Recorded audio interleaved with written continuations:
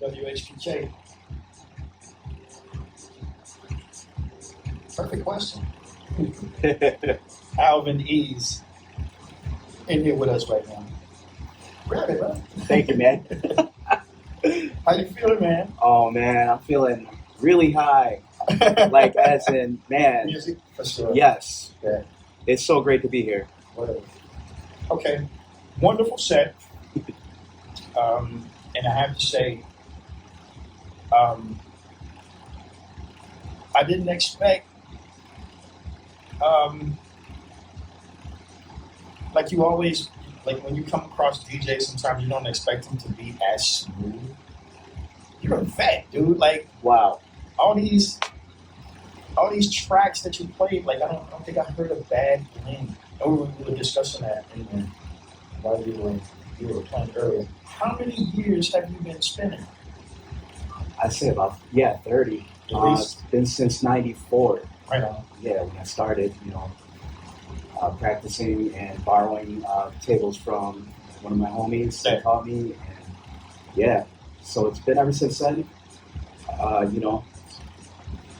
And there's there are some breaks, within some of the years, but it's never left. Yeah.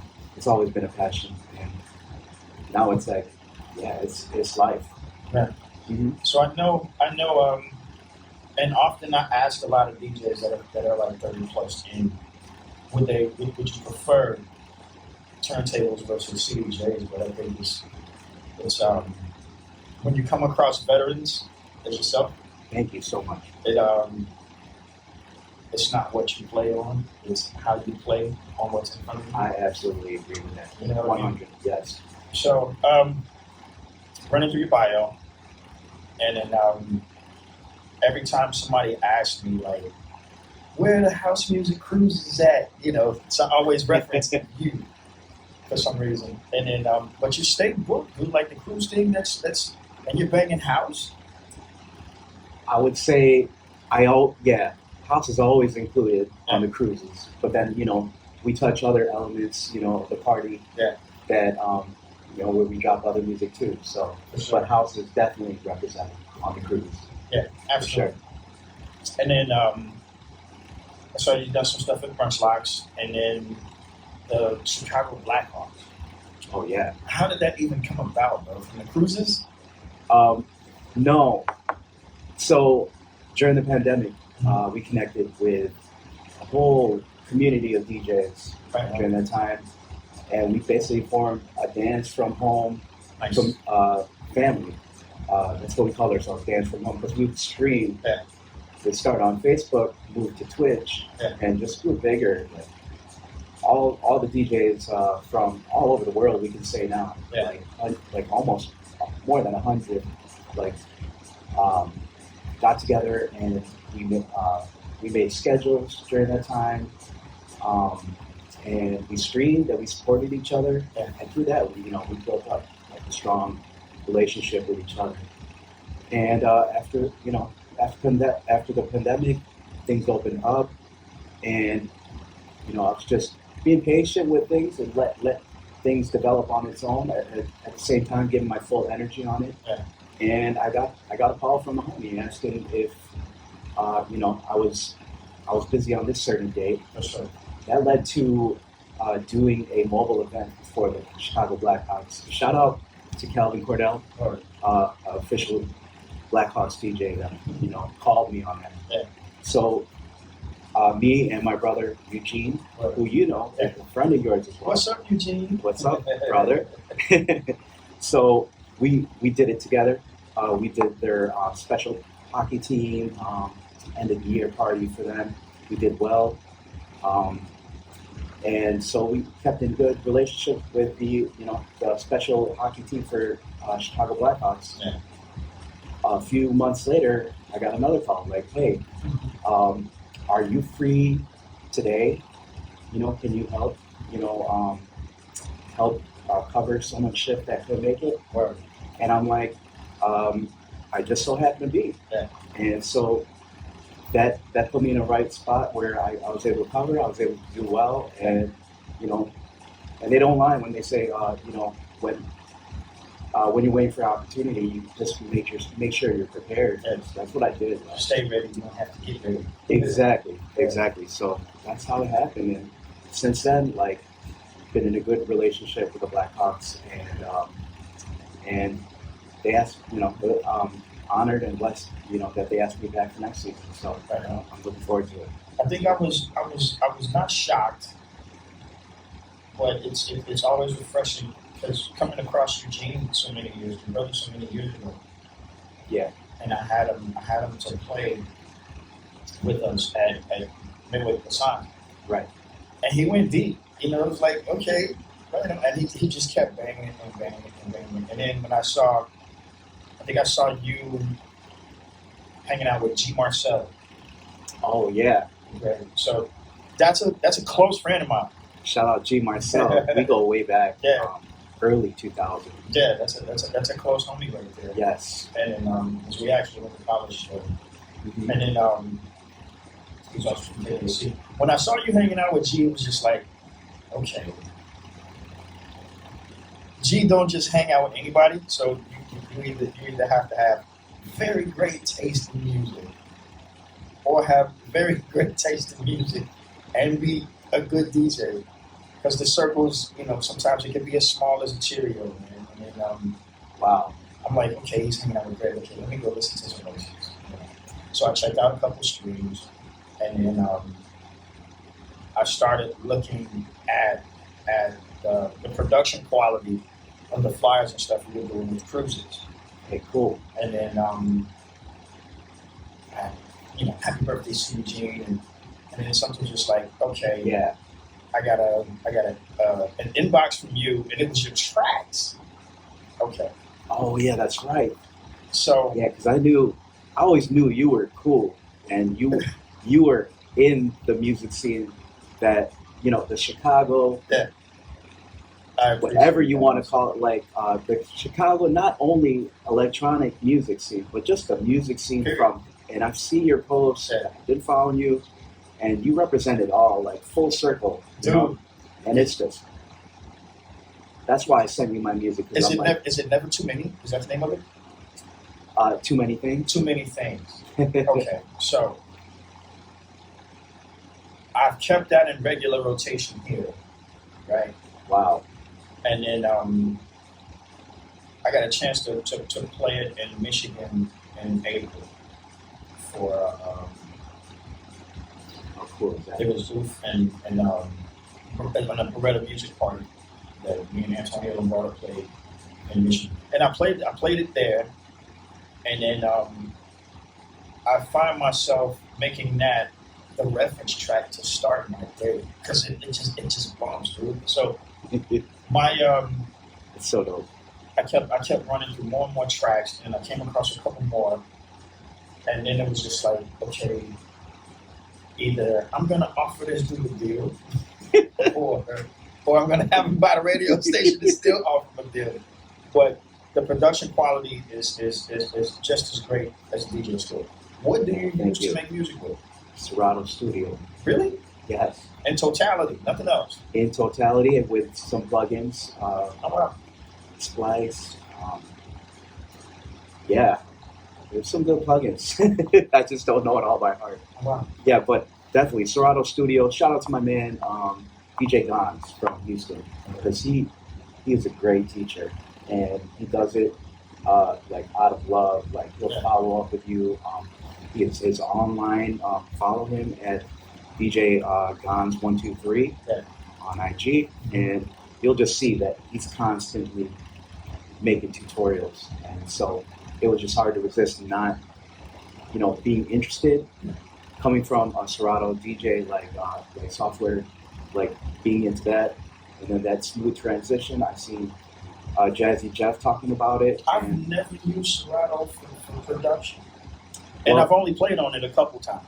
Yeah, I would highly suggest, because it's free. Yeah, it's easy to mess around with.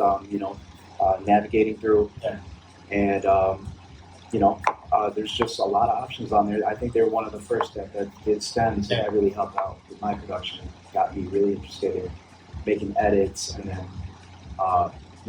making my own beats. Like, man, there's so many endless things. I'm glad you were here. Like, if it comes to the point one of these days where I'm gonna need like a clinic on Serato's thing, because I'm dabbling with it just a little bit. Yeah. I'm native instruments. So, oh yeah. I see your post about that too. That's super cool.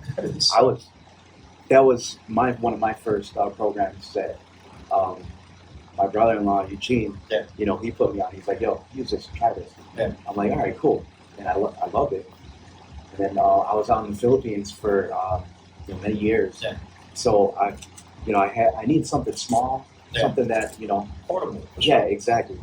So I had the Tracker S4. That was one of the first controllers where I was like, "Oh man, this is it." Yeah. Like, I love that you could spin like it's the MK2. Yes. Okay. Yep. See, I have that one, and classic. What I was able to do with it was actually take it hybrid, because it's MIDI.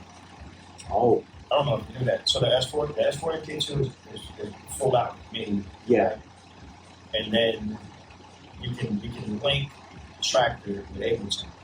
So I'm I see. double laptops. Mm-hmm. You know what I'm saying? That's for my Axiom 49, my MPK, and I'm doing hybrid sets. And before you know it, dude, I had it was just wild. I worked with my girlfriend. I'm with everything. Yeah. And then I drove myself nuts one night, like both laptops, the S4, 2 keyboard controllers, wow, a set of CDJs, and just I had literally picked up one laptop and just it was just for giving one to Tractor. I don't know what it was, but I come to the realization that maybe I wanted to try something else. Yeah, I was either bored with Tractor or looking to go into Serato, but my partner was telling me stick with Tractor. Yeah. Use Serato if I'm using techniques. Mm-hmm. Again, which I have yet to get serious with Serato and techniques, but that's fun, right? Yeah. And he was talking about dices. Oh yeah. I have fun with dices and techniques. It was with Serato, the very few times that I used it, right? Yeah. So when I reference stems or when I hear stems, like I want to hear like the quality between. Have you used hit stems on any other thing besides Serato Studio? Like AI and all that stuff. I can't say. Well, I've messed with it. Or Lala, you know what I'm talking about? Yeah. Oh yeah. So when Serato Studio came out, they didn't have stems on it. Right. So that's how I was like doing edits and like remixes. With Lala. Yeah. and then once it came out, I'm like, oh man, it's out now. Like I don't really need that anymore. And it's like very like convenient because it takes less time. Yeah. You know. So and that helped into the like workflow where you had other stuff to do and you're just trying to get it done because you wanted to sound a certain way. And, man, it's a blessing. What's really your favorite music to play? Ooh, definitely house. Definitely. Yeah, but also I love down tempo. Like hip hop, R&B, especially that little that middle ground of like R&B and down tempo fused in together. Yeah. Oh man, there's so many edits. And like, For sure. Man, it's so great. I love that too, especially. And then I love party rocking too. That's another side of me where I get to express too, like on the daily. Working Party on rocking and hip hop. Yeah. Okay. I think I'm all right. Okay. Yeah, it's fun. You know. We're gonna have to have that happen one of these days. Oh, that'd be dope. I'd have to set up the laptop for that. Well, I mean, we're probably gonna go tear it down because we had a guest in earlier played the guys. Oh, I saw that. Yeah. So I don't know if we're linked properly. I had some minor technical difficulties earlier. Yeah. But happy you can't tell the people where they can find you at. You can find me. Thank you so much, Taigo. I appreciate you for having me on the station, and everybody that was listening. Thank you guys so much. Everyone that supported, just commented on my post, and for the whole post by Bangladesh and Taigo, man, thank you so much, everyone. Really shows the love that for everything that has led up to this. So I really feel blessed to be on Chicago Radio, especially here. And thank you so much. You can find me at Alvin Ease on Instagram, but fully you can see all of my links if you go on www.alvinease.com. Yes. I know you weren't expecting to come in here and do your set and then tag team some more afterwards. I was all game for it, and it just reminds me so much of this is how DJ world, how it was the way we were doing our sessions back in the day. Shout out to DJ Slide on No Forest, the one that really gave every proper tutorial for me to get on. And shout out to my brother DJ Eugene, always schooling me. So I have to get him by him one of these days. Oh man, we haven't talked much. He is a beast. He is a beast. Yeah, he is. I had yes. I did get the opportunity to play by his house out there. So I heard about that. The strange part was the aircraft antenna in the yard. Oh yeah, that red thing, right? Yeah, way off in the cut. Yeah, yeah. Okay, behind the house, bro. Maybe I'm just paranoid. No, we've always wondered. I'm like, man, I wonder if there's some alien thing going on with that. Right. It's surrounded by these giant stalks of corn. Right. And then, but he had a pair of techniques set up, and this, I think it was a tax cam mixer. Oh, it could have been the real small one. Yeah, or a Kai, or it was an Akai. It wasn't. I think it was. Yeah, it was a little tiny Akai. Yeah, skinny one that you could attach with the other two. Dude, it was butter. But I think, anytime I come across a set of 12s and a really tiny mixer, I want to chop some hip hop for some reason. And we ended up playing some records, me and Maurice. Yeah. And then and it was the one night I didn't bring any hip hop with me. But I had a crate at Reese's crib, like Public Enemy, some other crazy hip hop that I could cut to, and some battle records in there. Right. But I didn't take them by. But Eugene did show off a little bit. So I was like, okay, all right, he's dead serious. So immediately following that was when we put him at the Midway with us. Yeah. And then we were actually going to have him come and play the Essence afterwards. Yeah. But we never got it. Sure. I remember seeing that live on Facebook when that time, and I was like, yo, man, you got Steve Poindexter. Oh, yeah. And some other cats that, brought back memories. So I'm like, man, dude, when I get back to Chicago, I'm like, one of these days we're going to link up with you. So that was big lineup. Steve, Lester, Jerome. Yeah. How many years ago was that? It was 2016. More than 10. Wow. 12 years. 2015, 2016. Crazy. Steve, Lester, Jerome, Spence Young, Zarina. Sadie Woods. Oh, man. DJ Amar. Rest in peace. Rest in peace. Samaj. The lineups are typically stacked. We got another one coming up this coming June. I gotta go to that. Oh, dude. I need to I should plug that. Plug it. While I'm here. Because yes. I haven't. Indeedy. Coming up June 21st. And this is Make Music Chicago 2024. Bangladesh DJ